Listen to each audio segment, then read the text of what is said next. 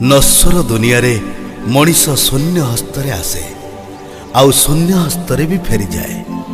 तथापि धन जन मान जस पछरे दौड़ी अणुनिश्वासी होई लहुलुहाण परे नेड़ीगुड़ कहुली रे थिला बेले से कहे भूल हो गला। सेते बेलकु ना थाए बयस ना थाए सामर्थ्य।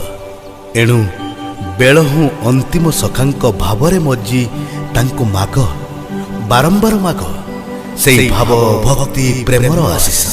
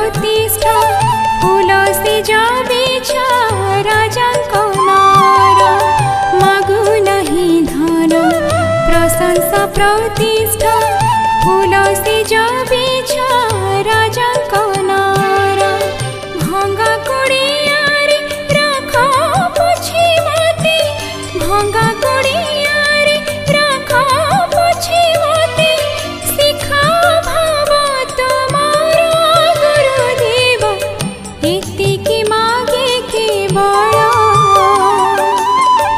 इतिकी मागे केवल इतिकी मागे केवल।